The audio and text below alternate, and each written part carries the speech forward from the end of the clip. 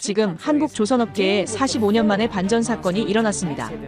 전 세계 LNG 운반선의 70%를 만드는 나라 한국. 하지만 그 심장인 화물창은 프랑스 기업이 독점해왔습니다. 배 한 척당 190억 원, 20년간 4조 원. 한국이 배를 만들수록 프랑스는 돈을 벌었습니다. 그러나 올해 그 사슬이 끊어졌습니다. 삼성중공업의 KC2C. 수년간의 실패 끝에 영하 163도의 바다를 완벽히 견뎌냈습니다. 로열티를 바다에 던진 날 세계가 조용해졌습니다. 이제 기술의 종속을 끄는 한국. 그들은 어떻게 불가능을 뒤집었을까요? 잠깐 구독과 좋아요 잊지 마세요. 이야기 시작합니다. 안녕하세요. 저는 삼성중공업 기술본부 팀장 정도윤입니다. 20년간 프랑스 도면 없이는 배 한 척 못 만드는 현실을 견뎌왔어요. 하지만 언제나 그 사슬을 끊을 날을 기다려왔어요. 오전 9시 30분 삼성중공업 15층 회의실에서 화상회의가 시작되었습니다. 파리 현지 시각으로는 새벽 2시 반이었지만 화면 속 앙투안 르부룩은 여전히 말끔한 정장 차림이었어요. GTT사 최고 기술 책임자답게 45년간 축적된 여유가 그의 표정 곳곳에 스며 있었습니다. 저는 마우스를 꽉 쥐고 있었어요. 20년간 이런 순간을 수십 번 겪어봤지만 여전히 익숙해지지 않는 굴욕감이었죠. 회의실 공기가 차갑게 가라앉았습니다. 형광등 불빛 아래 10명의 한국 엔지니어들이 경직된 표정으로 앉아 있었어요. 모니터에서 흘러나오는 기계음 사이로 통역사의 조심스러운 목소리가 들렸습니다. 앙투안 CTO께서 말씀하시기를 기술 협력은 불가능하다고 하십니다. 한국이 GTT 기술 없이는 선박 한 척도 완성할 수 없다는 점을 잊지 말라고 하시네요. 통역사의 말이 끝나자 앙투안이 직접 영어로 덧붙였어요. 그의 목소리엔 차가운 확신이 담겨 있었죠. 기술 협력이라니요. 그건 불가능합니다. 여러분 한국 친구들이 우리 도면 없이 배 한 척 제대로 만든 적이 있나요? 회의실에 모인 엔지니어 10명 중 누구도 고개를 들지 못했습니다. 저 역시 마찬가지였어요. 손안에 볼펜이 부러질 것 같았죠. 옆자리 김 차장의 숨소리가 거칠어지는 게 들렸고 맞은편 박 과장은 아예 고개를 숙이고 있었어요. 앙투안이 커피잔을 들고 여유롭게 미소 지었습니다. 화면 너머로 전해지는 그의 말투엔 45년간 쌓인 기술 독점의 자신감이 묻어났어요. 기술이란 열정만으로는 안 됩니다. 데이터와 경험, 그리고 시간이 필요하죠. 특히 우리만큼의 시간이 말입니다. 한국은 전 세계 LNG 운반선의 70%를 건조하는 조선 1위 국가입니다. 현대중공업, 대우조선해양, 삼성중공업이 세계 바다를 누비는 거대한 선박들을 매년 수십 척씩 만들어내죠. 울산과 거제, 목포의 조선소에서 쏟아져 나오는 선박들이 카타르와 호주, 미국을 오가며 에너지를 실어 나릅니다. 하지만 심장부인 화물창 기술만큼은 프랑스 GTT가 45년째 특허로 철옥같이 틀어주고 있었어요. 마치 거대한 자물쇠처럼 말이죠. 영하 163도에서 액화천 연가스를 담는 화물창 설계도. 그 몇 장의 도면이 없으면 전 세계 어떤 인증기관도 선박 승인을 내주지 않았습니다. 로이드 선급, DNVGL, 아메리칸 뷰로 등 세계적인 인증기관들이 모두 GTT의 눈치를 봐야 했어요. 앙투안은 서류를 천천히 넘기며 말했습니다. 계약서에 사인하십시오. 선박 한 척당 190억 원입니다. 예전과 동일한 조건이에요. 그의 손가락이 계약서를 톡톡 치는 소리가 마이크를 통해 전해졌어요. 마치 우리를 조롱하는 것처럼 들렸죠. 도면 몇 장으로 190억 원씩 챙겨가는 기술 귀족이었습니다. 한국이 배를 만들수록 프랑스의 주머니가 불어나는 기막힌 구조였어요. 우리는 용접봉을 들고 철판을 붙이고 그들은 도면만 그려서 돈을 벌었죠. 지난 20년 동안 총 4조 원이 프랑스로 흘러들어갔습니다. 어쩔 수 없습니다. 앙투안이 어깨를 으쓱했어요. 우리가 없으면 여러분 배들은 그냥 철덩어리에 불과하니까요. 화상회의 화면 속에서 그가 와인잔을 들어올리는 모습이 보였습니다. 시차 때문에 새벽 시간임에도 불구하고 여유롭게 술을 마시는 그의 모습이 더욱 분노를 자아냈어요. 화상회의가 끝나자 저는 주먹을 꽉 쥐었습니다. 손톱이 손바닥을 파고들 때까지 말이에요. 우리가 배를 만들고 그들은 웃고 있다. 이게 산업입니까? 식민지입니까? 동료들은 하나둘씩 자리를 떠났지만 저는 혼자 남아 창밖을 바라봤어요. 거제 앞바다에 떠있는 LNG 운반선들이 보였습니다. 저희가 직접 용접하고 조립한 배들이었지만 그 속에 담긴 핵심 기술은 여전히 남의 것이었죠. 회의실 테이블 위에 흩어진 자료들을 정리하면서 생각했습니다. 기술료 명세서에 적힌 숫자들이 눈에 들어왔어요. 화물창 기술료 190억 원, 라이선스 수수료 25억 원, 기술 지원비 15억 원. 매번 똑같은 패턴이었어요. 우리가 땀 흘려 만든 배에서 프랑스가 가져가는 몫이 점점 커지고 있었죠. 책상 서랍을 열어 KC1 보고서를 꺼내 들었습니다. 10년 전 실패했던 한국형 화물창 기술의 잔해였어요. 표지가 누렇게 발해 있었지만 그 안에는 우리의 꿈이 담겨 있었죠. 비록 실패했지만 분명 우리도 할 수 있다는 가능성을 보여준 프로젝트였어요.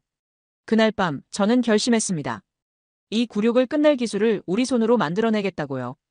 20년간 당해온 이 모멸감을 기술로 갚아주겠다고 말이에요. 손가락으로 보고서 표지를 쓰다듬으며 속삭였습니다. 이번엔 다를 거야. 반드시 다를 거야. 밤 10시가 넘어서야 사무실을 나섰지만 마음속엔 이미 새로운 설계가 그려지고 있었어요. KC2C라는 이름으로 다시 시작할 프로젝트의 윤곽이 말이죠. 엘리베이터를 타고 내려가면서 창밖을 봤습니다. 조선소의 야간 조명들이 반짝이고 있었어요. 내일부터는 다른 하루가 시작될 것 같았죠. 화상회의가 끝나고 15분이 지났지만 회의실 공기는 여전히 무거웠어요.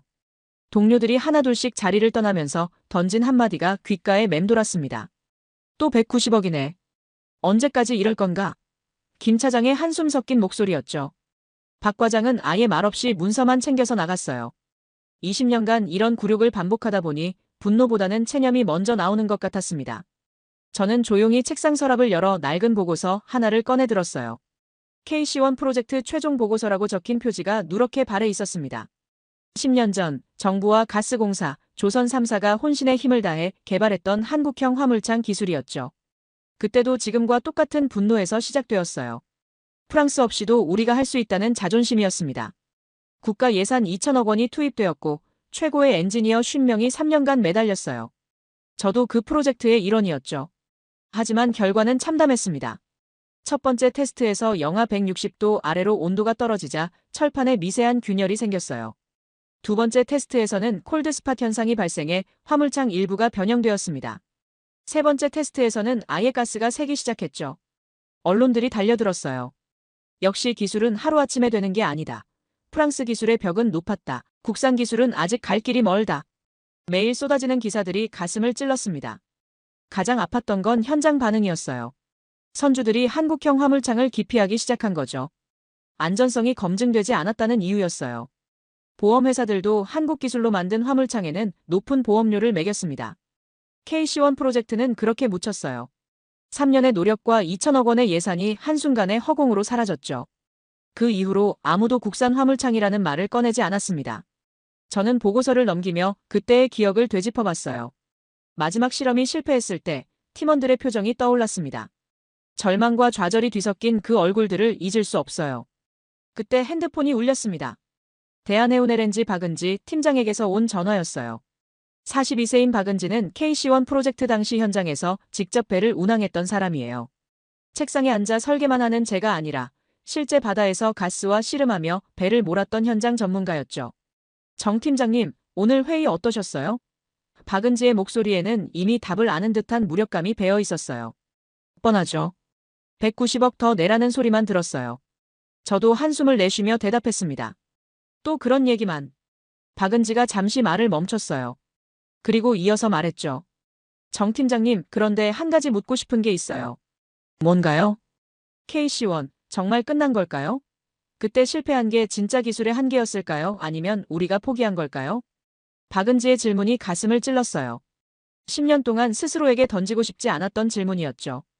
KC1이 실패한 이유가 정말 기술적 한계 때문이었을까요? 아니면 우리가 충분히 버티지 못했기 때문일까요? 박 팀장님도 그때 현장에 계셨잖아요. 직접 보신 거 아니에요? 네, 봤어요. 그런데 말이에요. 박은지의 목소리가 조금 떨렸어요. 그때 마지막 테스트에서 가스가 셀 때 저는 배 안에 있었거든요. 온도계를 보면서 생각했어요. 조금만 더 버티면 되는데 조금만 더. 하고 말이에요. 그녀의 말에 뭔가 울컥한 감정이 올라왔어요. 그때 우리가 놓친 게 있을지도 모르죠. 다시 한번 해볼 수는 없을까요? 이번엔 책상이 아니라 바다에서 시작해서 말이에요. 박은지의 제안이 예상외였어요. 10년 전 실패의 아픔을 가장 생생하게 기억하는 사람이 다시 시작하자고 말하고 있었죠. 박 팀장, 그런데 이번엔 뭐가 다를까요? 예산도 없고 사람들 믿음도 없는데. 믿음은 우리가 만들어가는 거죠. 그리고 예산은? 박은지가 잠시 멈춘 후 말했어요. 비공식으로 해보면 어떨까요? KC2C라는 이름으로요. KC2C. 그 순간 뭔가 번개 같은 영감이 스쳤어요. KC1의 실패를 딛고 일어서는 새로운 시작 말이에요. 좋아요. 저는 단호하게 대답했습니다. 하지만 이번엔 조건이 있어요. 실패해도 끝까지 가는 거예요. 중간에 포기하지 말고요. 약속할게요. 이번엔 바다가 인정할 때까지 멈추지 않겠어요. 전화를 끊고 나서 저는 다시 KC1 보고서를 펼쳐봤어요.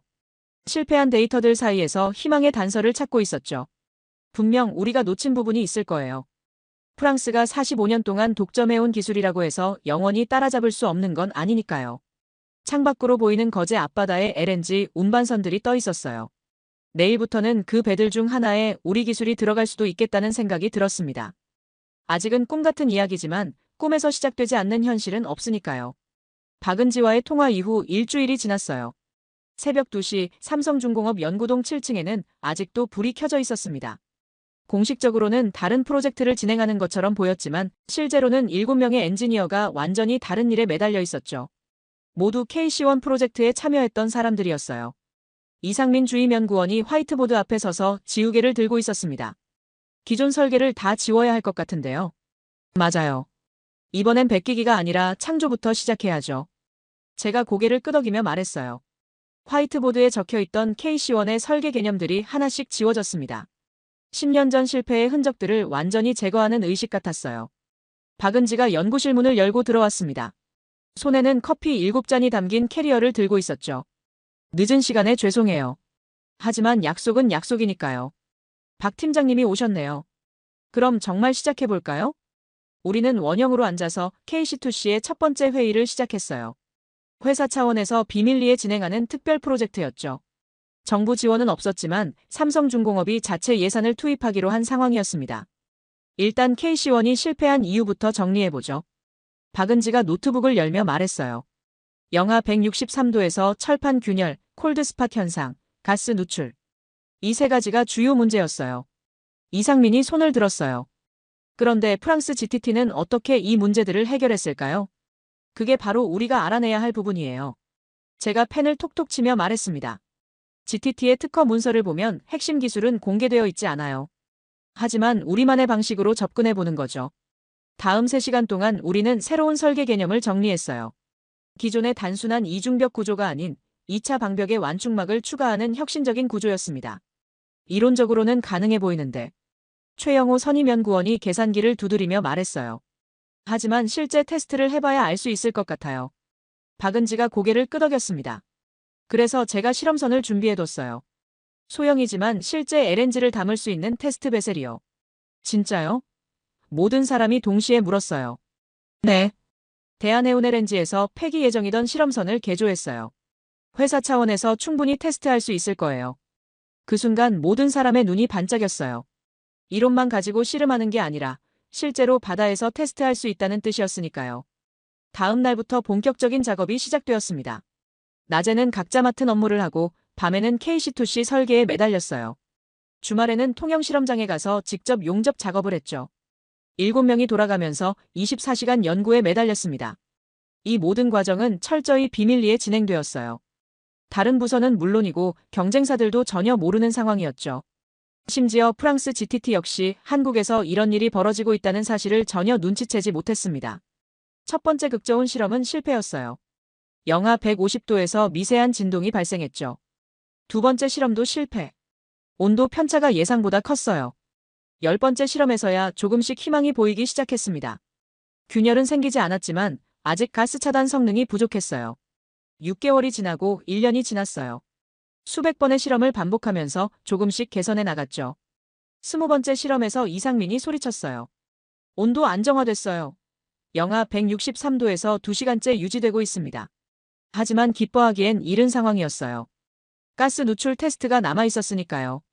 1년 6개월 후 드디어 결정적인 순간이 왔습니다. 30번째 실험에서 가스를 주입했어요. 모니터 화면에 압력 그래프가 나타났습니다.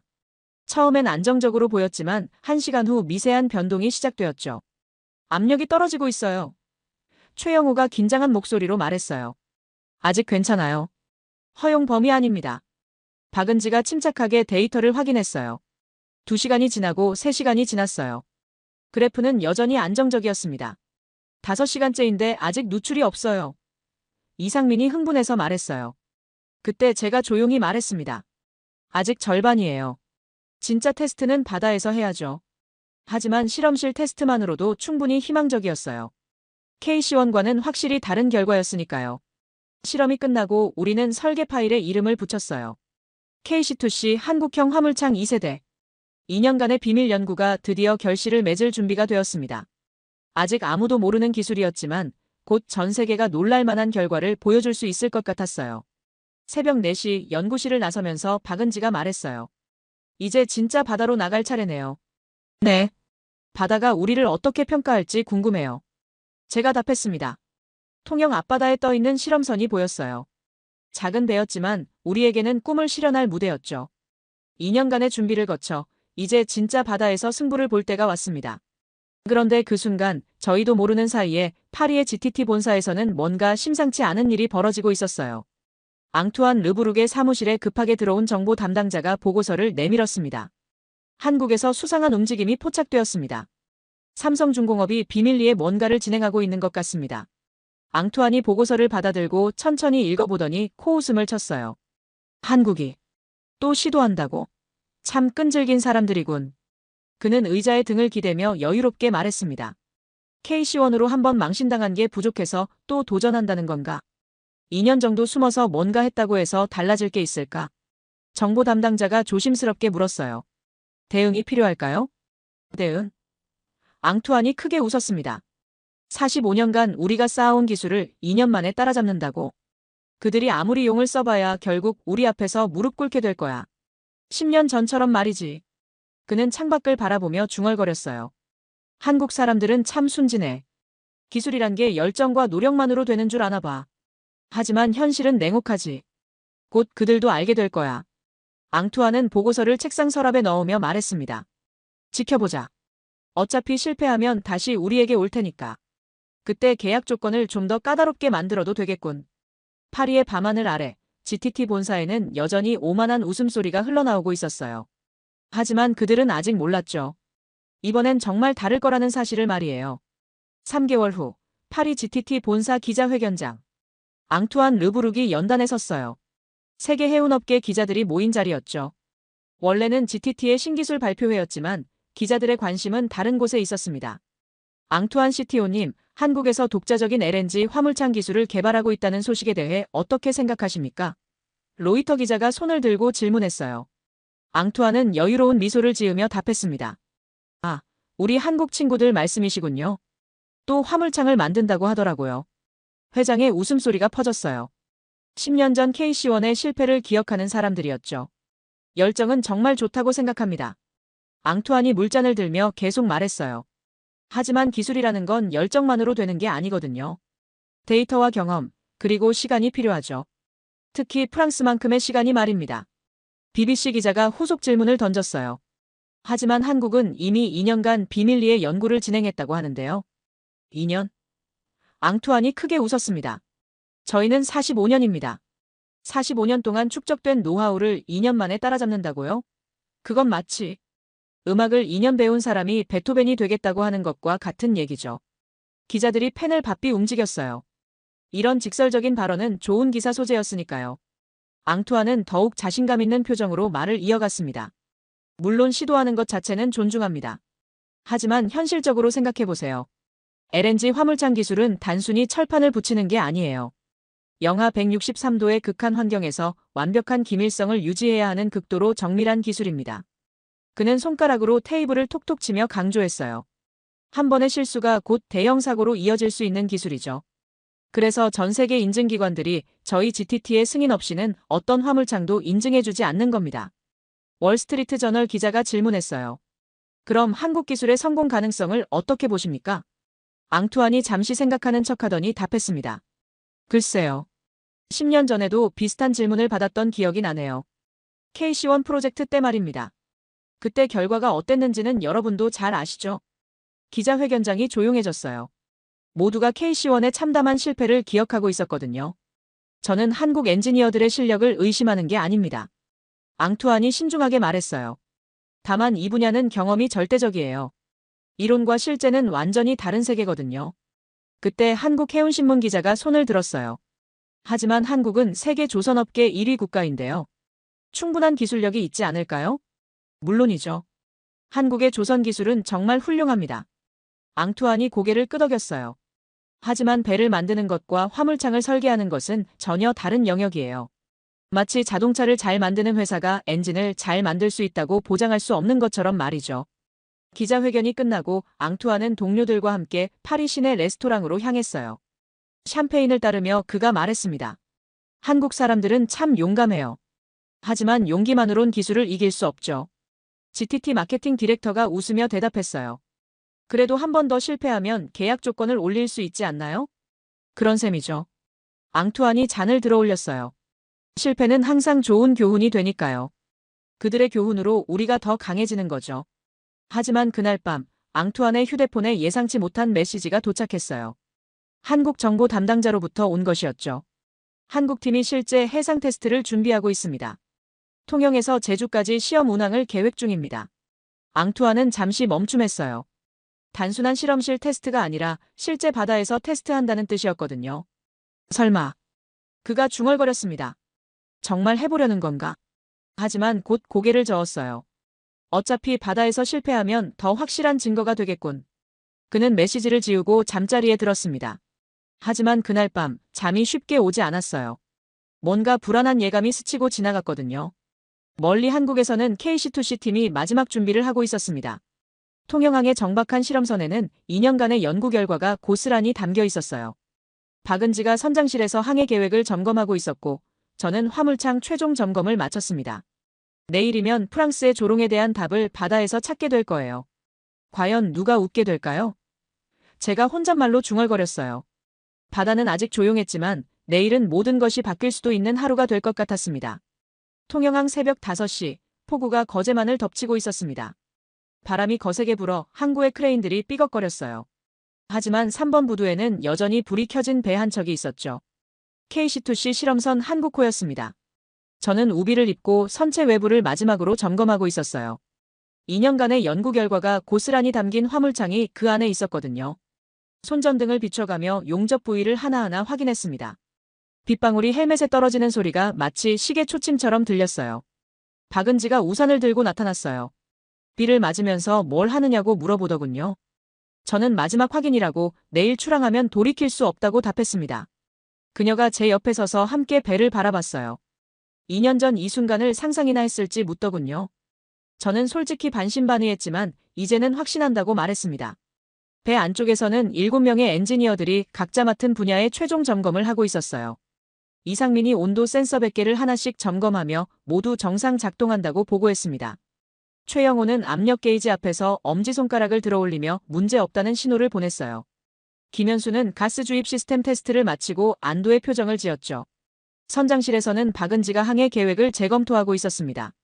통영에서 제주까지 약 350km, 예상 항해 시간은 18시간이었어요. 저는 날씨가 어떤지 물어봤고 그녀는 내일 오후부터 파도가 높아질 예정이지만 운항에는 지장 없을 것 같다고 기상청 자료를 보며 답했습니다. 그때 연구실에서 급한 목소리가 들려왔어요. 압력 그래프에 이상이 있다는 외침이었습니다. 저는 급하게 뛰어갔어요. 모니터 화면에 빨간 선이 미세하게 흔들리고 있었습니다. 심장이 쿵쾅거렸어요.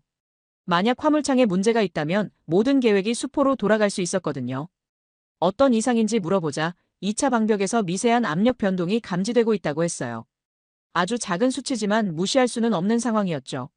정확한 수치를 확인해보니 압력 변동폭이 0.02바 정도였어요. 허용 기준치가 0.05바이니까 아직 안전한 범위였습니다. 박은지가 옆에서 그 정도면 괜찮다고 실제 운항 중에는 더 큰 변동도 있을 수 있다고 말했어요. 하지만 저는 불안했습니다. 아무리 작은 문제라도 바다에서는 큰 사고로 이어질 수 있었거든요. 한 번 더 정밀 점검을 하자고 제안했어요. 다음 3시간 동안 우리는 화물창 전체를 재점검했습니다. 모든 접합부, 모든 센서, 모든 배관을 하나씩 확인했어요. 결과는 정상이었어요. 미세한 압력 변동은 측정 장비의 민감도 때문이었죠. 이상민이 안도의 한숨을 내쉬며 다행이라고 중얼거렸습니다. 하지만 제 마음은 여전히 무거웠어요. 10년 전 KC1도 초기 테스트에서는 정상이었거든요. 문제는 항상 예상치 못한 순간에 찾아왔으니까요. 오후 2시, 마지막 팀 회의를 열었습니다.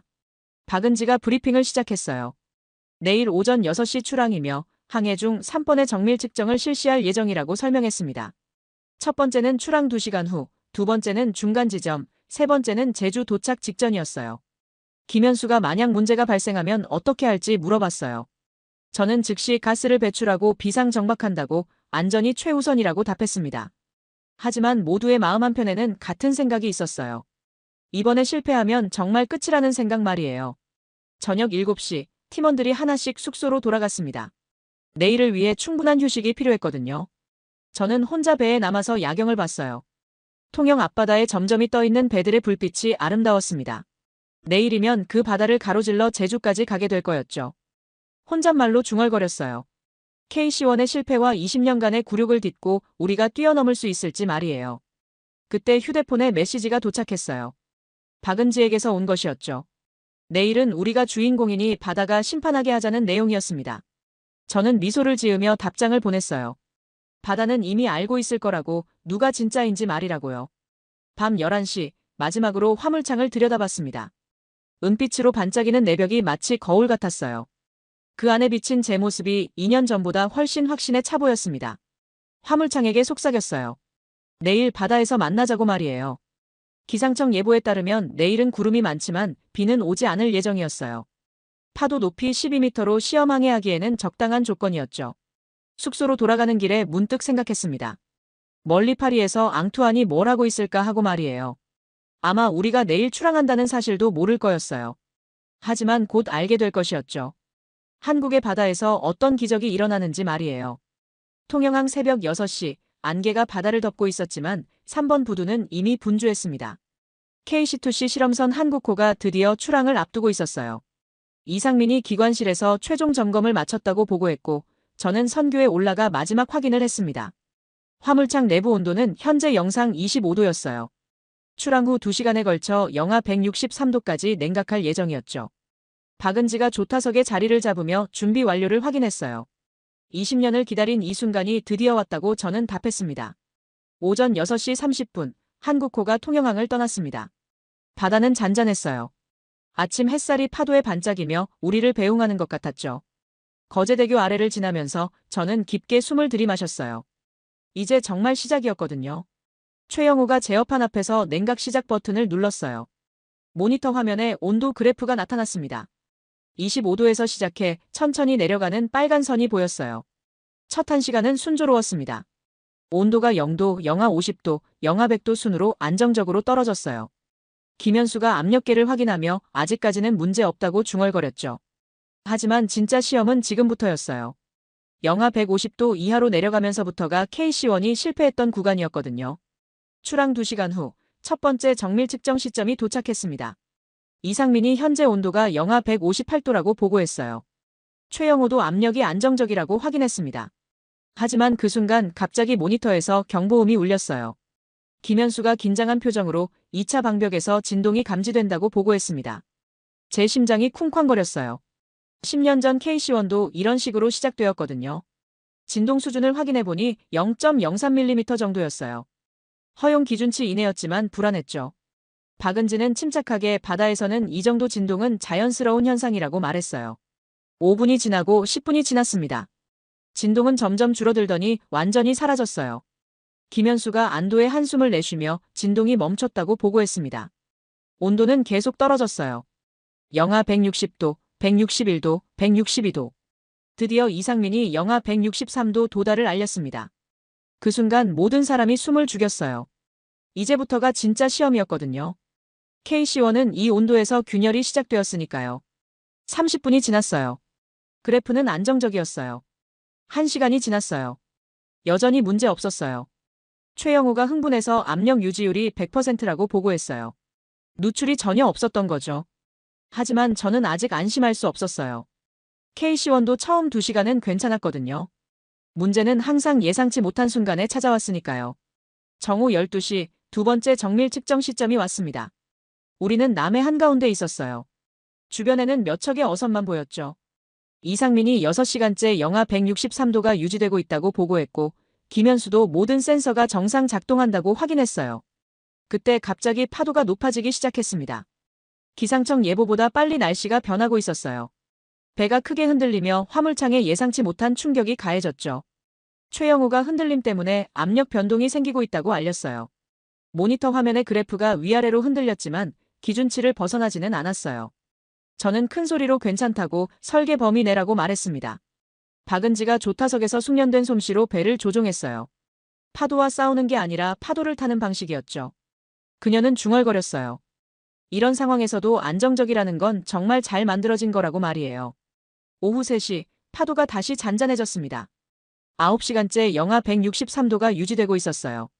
KC1이 실패했던 시간을 훨씬 넘어선 거였죠. 이상민이 믿을 수 없다며 정말 성공한 것 같다고 감탄했어요.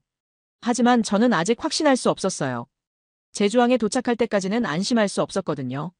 오후 6시 제주도가 수평선에 나타났습니다. 박은지가 제주항까지 1시간 남았다고 알렸어요. 세 번째 정밀 측정 시간이었어요. 12시간째 테스트 중이었죠. 이상민이 온도가 영하 163.0도 정확히 유지되고 있다고 보고했어요. 최영호는 압력 변동이 0.001바로 거의 제로라며 흥분했고, 김현수는 기밀 유지율이 100%로 단 한 방울도 새지 않았다고 주먹을 쥐며 소리쳤어요. 그 순간 모든 사람이 환호성을 질렀습니다.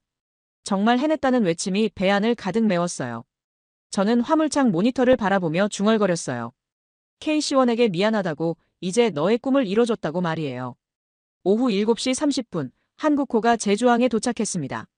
13시간 30분 동안 영하 163도에서 완벽한 성능을 보여준 거였어요. 누출 제로, 압력 변동 최소, 온도 안정성 완벽. 항구에서 우리를 기다리고 있던 해운업계 관계자들이 박수를 쳤어요. 소식을 들은 기자들도 몰려와 있었죠. 박은지가 제 어깨를 두드리며 우리가 해냈다고, 정말 해냈다고 말했어요. 저는 바다를 바라보며 말했습니다. 그날 바다가 우리에게 고개를 숙였다고요. 데이터가 실시간으로 육상 관제소로 전송되고 있었어요. 누출 0.000%, 온도 변동 0.002도. 프랑스 GTT 기술과 동등하거나 오히려 더 우수한 성능이었죠. 그 순간 멀리 파리에서는 앙투안이 급보를 받고 있었어요. 그가 중얼거렸죠. 불가능이라는 단어를 한국이 지워버렸다고 말이에요. 하지만 우리는 그런 사실을 모른 채 단지 꿈이 현실이 되었다는 기쁨에 젖어 있었어요. 20년간의 굴욕이 드디어 끝난 순간이었죠. 제주항에서 성공 소식이 전해진 지 6시간 후 전 세계 해운업계가 발칵 뒤집혔습니다. 저는 제주 호텔 로비에서 쏟아지는 국제 전화 앞에 앉아 있었어요. 런던, 싱가포르, 휴스턴에서 연달아 걸려오는 전화벨 소리가 마치 승리의 팡파르처럼 들렸죠.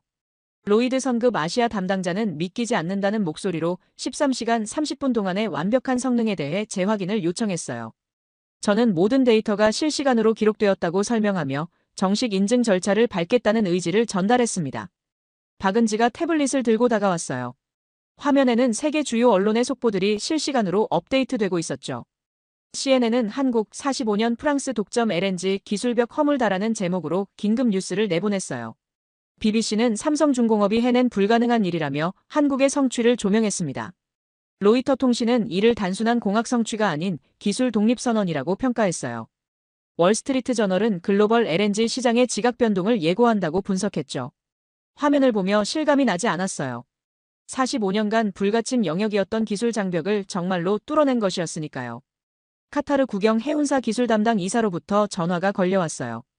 그는 다음 주 도하에서 만나 KC2C 기술 도입을 논의하고 싶다고 했습니다.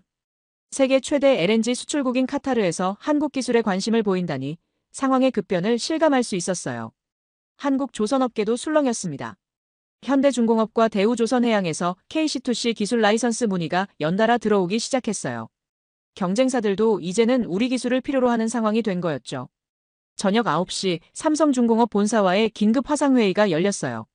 김 회장은 수고했다며 격려했지만 이제 진짜 시작이라고 강조했습니다. 정식 인증은 시간 문제이니 앞으로의 계획이 더 중요하다고 했어요. 회의실 스크린에 KC2C 상용화 로드맵이 나타났어요. 기술 담당 이사는 한국 조선 3사가 공동으로 KC2C를 표준 기술로 채택하고 해외 조선소들에게 라이선스를 제공하는 계획을 설명했습니다. 저는 잠시 생각에 잠겼어요.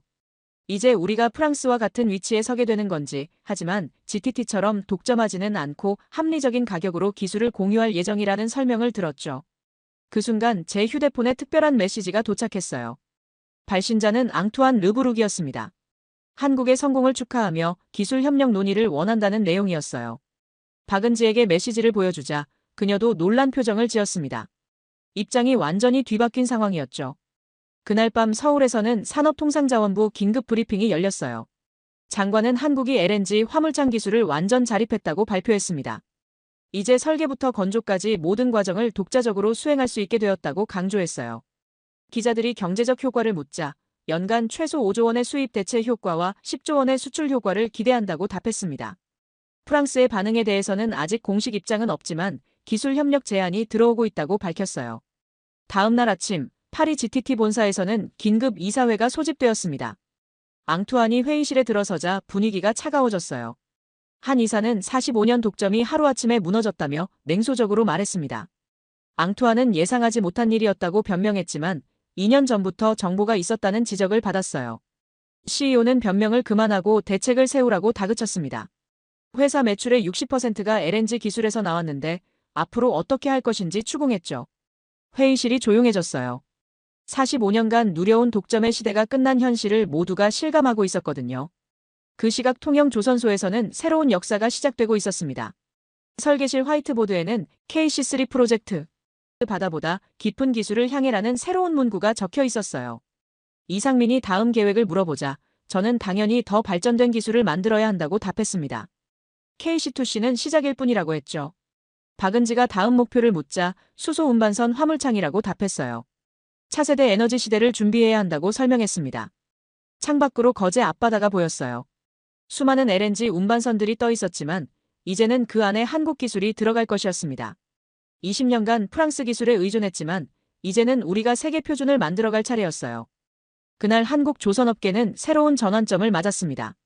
기술 종속국에서 기술 선도국으로의 대전환이었죠. 더 이상 누구에게 고개 숙일 필요가 없는 진정한 기술 주권을 확보한 순간이었어요. KC2C 성공 발표 후 6개월이 지난 통영조선소의 아침. 설계동 복도를 걸으며 저는 변화된 풍경을 바라봤어요. 벽면에 걸린 액자들이 달라져 있었습니다. 예전에는 GTT 라이선스 계약서가 걸려있던 자리에 이제는 KC2C 국제 인증서가 자리 잡고 있었어요. 로이드 선급, DNVGL, 아메리칸 뷰로 등 세계 주요 인증기관들의 승인 도장이 찍힌 문서였죠. 젊은 기술자들이 새로운 설계도를 들고 분주히 오가고 있었어요. 그 설계도 위에는 더 이상 외국 회사 로고가 없었습니다. 대신 KC2C, 한국형 화물창 기술이라는 글씨가 선명하게 새겨져 있었어요. 7층 연구실에 도착하자 예상치 못한 소식이 기다리고 있었습니다. 박은지가 흥분한 표정으로 다가왔어요. 첫 수출 계약이 체결되었다는 소식이었죠. 저는 어디로 수출하는지 물어봤습니다. 프랑스였어요. GTT와 경쟁 관계에 있던 프랑스의 신생 조선사가 KC2C 기술 도입을 결정한 것이었습니다. 빌려 쓰던 기술을 이제 우리가 빌려주게 된 거였어요. 역사의 아이러니가 아닐 수 없었죠. 그 순간 이상민이 노트북 화면을 보여줬어요. 정부에서 공식 발표한 내용이었습니다. 한국이 LNG 화물창 기술을 완전 자립했다는 선언이었어요. 더 이상 외국 기술에 의존하지 않고 독자적인 설계와 건조가 가능해진 것이죠. 연간 5조 원에 달하던 기술료 지급이 완전히 중단되었어요. 그 돈이 이제는 우리 연구개발비로 돌아오게 된 거였습니다. 더 나아가 해외 수출을 통해 연간 10조 원의 새로운 수익 창출도 가능해졌죠. 오후에는 특별한 방문객이 있었어요. 카타르 국영 해운사 기술진이 KC2C 기술 도입을 위해 직접 통영까지 왔던 것입니다. 세계 최대 LNG 수출국이 한국 기술을 인정한 순간이었어요. 그들은 한국 기술의 안정성과 경제성에 깊은 인상을 받았다고 말했습니다. 저녁 무렵, 저는 실험동에 혼자 남아 KC3 프로젝트 설계도를 펼쳤어요. 화이트보드에는 바다보다 깊은 기술을 향해라는 문구가 적혀 있었습니다. KC2C는 끝이 아니라 시작이었어요. 차세대 에너지인 수소 운반선 화물창 기술을 개발해야 했거든요. 후배 엔지니어들에게 새로운 연구 노트를 건네주며 말했어요. 앞으로는 우리가 세계 표준을 만들어가야 한다고요. 기술 종속국에서 기술 선도국으로의 완전한 전환이 필요하다고 설명했습니다. 창밖으로 제주 애월 앞바다가 보였어요. KC2C-2호가 새로 출항 준비를 하고 있었습니다. 이번에는 시험 운항이 아니라 상업 운항이었어요. 정식으로 화물을 실어 나르는 첫 번째 여행이었죠. 박은지가 선장실에서 항해 준비를 마쳤다고 알려왔어요. 이번 항해는 통영에서 카타르까지 한국 기술로 만든 화물창이 처음으로 대양을 건너는 역사적인 순간이 될 예정이었습니다. 저는 부두에서 배를 바라보며 생각했어요. 바다는 이미 알고 있을 거라고요. 누가 진짜 기술의 주인인지 말이에요. 선체 옆면에 새겨진 문구가 석양에 반짝였습니다. 한국이 만들고 자존심이 움직인다. 20년간 굴욕을 참아온 모든 엔지니어들의 마음이 담긴 문장이었어요. 그 시각 파리에서는 앙투안이 사직서를 작성하고 있었어요. 45년 독점의 종료와 함께 그의 시대도 막을 내리고 있었습니다. GTT 주가는 한국 기술 등장 이후 30% 하락했고 임원진들의 책임론이 거세졌어요. 하지만 우리에게는 새로운 시작이었습니다. KC2C 2호의 엔진이 돌아가기 시작했어요. 저는 배가 항구를 떠나는 모습을 지켜보며 마지막 독백을 중얼거렸습니다. 20년간 프랑스 도면 없이는 배 한 척 못 만드는 현실을 견뎌왔지만 드디어 그 사슬을 끊을 날이 왔어요. KC1의 실패와 좌절, 그리고 수많은 밤을 새운 연구 끝에 우리는 해냈습니다. 이제 한국 조선소에서 나오는 모든 LNG 운반선에는 우리 기술이 들어갈 거예요. 설계도 위에 외국 회사 이름 대신 우리 이름이 새겨질 것이고 기술료도 우리가 받게 될 거예요. 바다 위로 떠나는 KC2C 2호를 보며 확신했습니다. 기술 주권을 되찾은 한국이 이제는 세계 해양을 이끌어갈 차례라고요. 그날 밤 통영 앞바다의 등대가 평소보다 더 밝게 빛나는 것 같았어요. 마치 새로운 시대의 시작을 알리는 신호등처럼 말이에요. 한국의 바다에서 시작된 기적이 이제 전 세계 바다로 퍼져나갈 준비가 되어 있었습니다.